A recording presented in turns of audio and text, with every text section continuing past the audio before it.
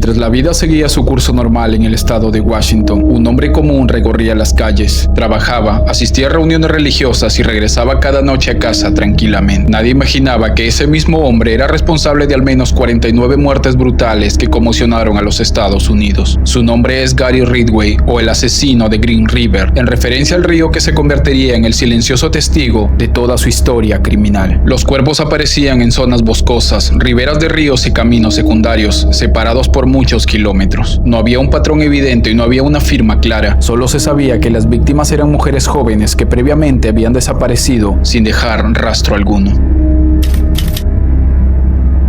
Gary Leon Ridgway nació en 1949 y creció en un entorno familiar profundamente disfuncional. Su infancia estuvo marcada por una relación enfermiza con su madre, una mujer dominante, obsesiva con la limpieza y con una visión rígida de la moral. Ella lo humillaba constantemente, lo hacía sentir sucio, culpable e inadecuado. Incluso lo bañaba hasta una edad inapropiada, mezclando cuidado con vergüenza y control. Su padre, al contrario, era una figura pasiva, casi inexistente, incapaz de intervenir o protegerlo cuando debía. Gary creció atrapado entre la opresión y el abandono, sin herramientas emocionales, sin vínculos afectivos sanos, aprendiendo desde temprano a reprimir todo lo que sentía. Desde niño, Gary mostró dificultades para socializar, bajo rendimiento académico y una incapacidad evidente para establecer relaciones profundas. No era carismático ni brillante y no destacaba casi en nada. En su adolescencia comenzaron las fantasías de control absoluto, mezcladas con una sexualidad distorsionada y una culpa religiosa constante. Él mismo confesó más tarde que desde joven pensaba en dominar completamente a otra persona, en poseerla sin que ésta pudiera escapar. Ridgway se graduó de la escuela secundaria en 1969 y se casó con su novia de la secundaria, Claudia Craig, de 19 años. Se unió a la Marina de los Estados Unidos y fue enviado a Vietnam, donde sirvió a bordo de un buque de suministro. Durante su servicio militar, Ridgway mantuvo encuentros íntimos frecuentes con trabajadoras sexuales y contrajo enfermedades infecciosas. Aunque esto no molestó a Craig, continuó con esta actividad sin protección alguna. Sin embargo, luego de un año, este matrimonio llegó a su fin. Gary se desempeñó como pintor industrial, un trabajo monótono que le permitía moverse constantemente por distintas zonas sin levantar alguna sospecha. Se volvió a casar, asistía a la iglesia y mantenía una apariencia tranquila y reservada. En pocas palabras, era exactamente el tipo de persona que nadie mira dos veces. Ridgway admitió tener una obsesión con las trabajadoras sexuales, con quienes mantenía una propia relación de amor y odio. Se quejaba con frecuencia de su presencia en el barrio, pero también se aprovechaba de sus servicios con regularidad. Ridgway afirmó en una ocasión que odiaba a las prostitutas y no quería pagarles por sexo. Inclusive algunos han especulado que Ridgway se debatía entre su lujuria y sus firmes creencias religiosas. Mientras tanto, a comienzos de los años 80 comenzaron a aparecer cuerpos cerca del río Green.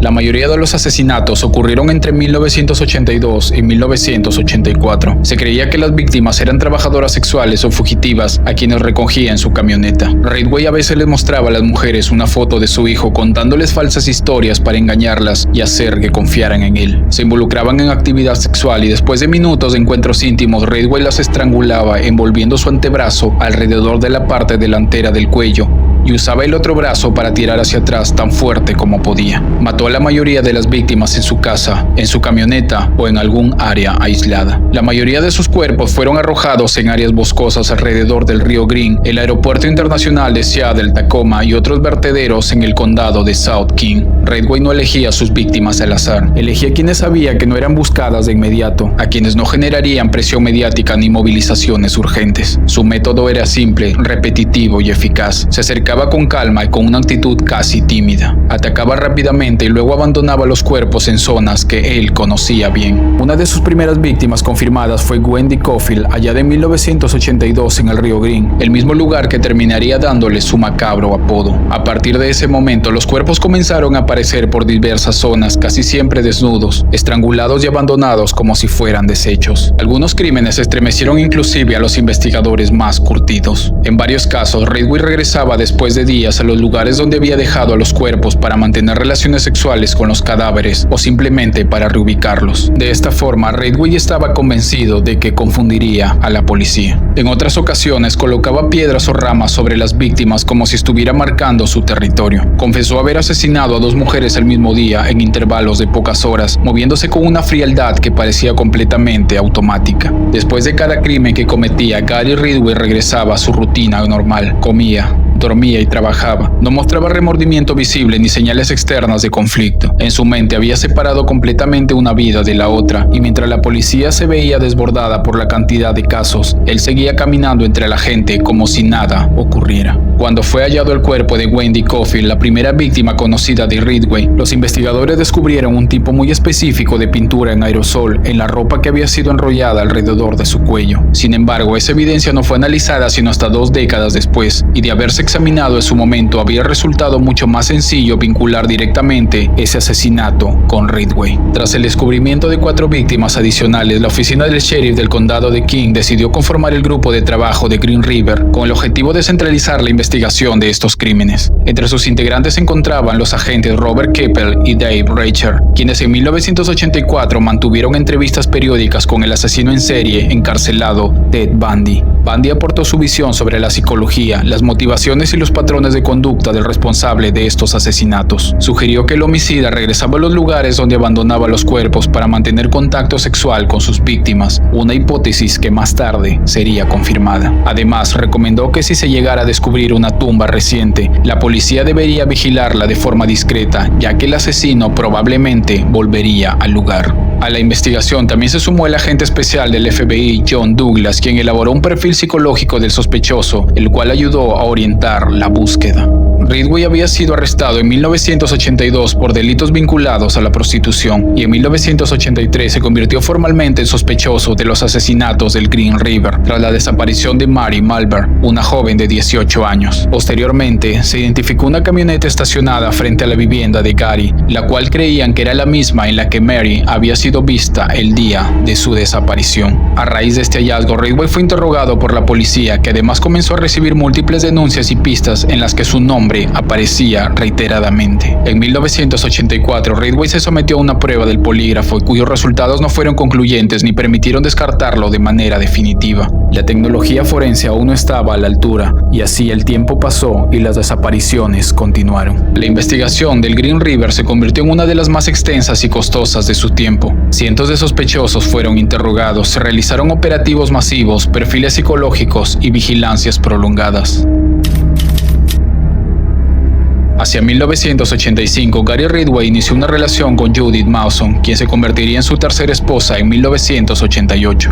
En una entrevista televisiva emitida en 2010, Mawson relató que cuando se mudó a la casa de Gary mientras aún estaban saliendo, el lugar no tenía alfombra. Años después, detectives le señalaron que probablemente esa alfombra había sido utilizada para envolver un cuerpo. En esa misma entrevista, Mawson recordó que Ridgway solía salir de casa muy temprano en la madrugada, alegando que trabajaría turnos extras para obtener un mejor pago. Con el tiempo, ella llegó a sospechar que algunos de los asesinatos podrían haberse cometido precisamente durante esas supuestas jornadas laborales nocturnas. No obstante, afirmó que nunca tuvo sospechas sobre Ridgway antes de que las autoridades se pusieran en contacto con ella en 1987, y aseguró que ni siquiera había oído hablar del asesino del Green River hasta ese momento, ya que no solía ver las noticias. Por su parte, Ridgway declaró que durante su relación con Mawson la frecuencia de los homicidios disminuyó considerablemente y que estaba genuinamente enamorado de ella. De las 49 víctimas reconocidas oficialmente, solo 3 fueron asesinadas después de su matrimonio con Mawson. Ella misma declaró a un canal de televisión local que sintió haber salvado vidas al mantener una relación estable y correspondida con Gary.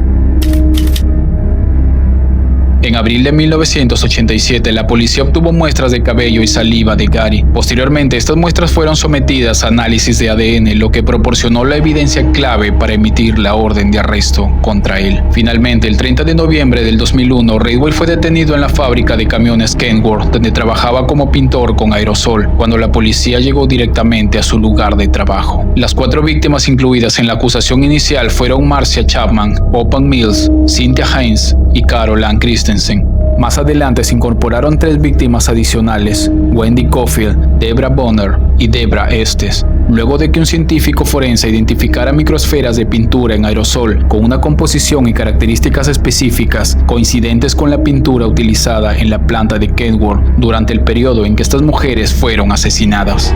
El 5 de noviembre del 2003, Gary Ridgway se declaró culpable de cometer 48 homicidios en primer grado, aunque afirmó haber cometido muchos más, llegando a insinuar que el número real podría superar los 70. Durante las audiencias relató los hechos con una frialdad perturbadora, corrigiendo a fiscales cuando se equivocaban en detalles menores. No hablaba como alguien atormentado, sino como alguien que recordaba tareas cotidianas. Dijo que mataba porque era fácil, porque podía hacerlo y porque sentía que tenía el control absoluto sobre sus víctimas. Los momentos más tensos del juicio ocurrieron cuando los familiares de las víctimas pudieron dirigirse directamente a él. Algunas madres y hermanas lo insultaron, lo maldijeron y le gritaron que miraran sus rostros. Ridgway en la mayoría de los casos evitó todo contacto visual, mientras que en otros levantó la vista apenas unos segundos sin emoción visible. Una madre le dijo que esperaba que pensara en su hija cada noche antes de dormir. Gary respondió con un escueto "lo siento", sin que nadie pudiera determinar si esas palabras tenían algún peso real. Uno de los momentos más desconcertantes y comentados de todo el juicio ocurrió cuando Robert Rule, padre de Linda Rule, una de las víctimas asesinadas en 1982, pidió la palabra frente al tribunal. Nadie esperaba lo que estaba a punto de decir. Con una voz contenida y visiblemente afectado, Robert se dirigió directamente al asesino y afirmó que lo perdonaba. Aclaró que ese perdón no borraba el dolor ni justificaba los actos cometidos, pero que no quería pasar el resto de su vida consumido por el odio. Dijo que cargar con rencor solo prolongaba el sufrimiento que Ridgway ya le había causado a toda su familia.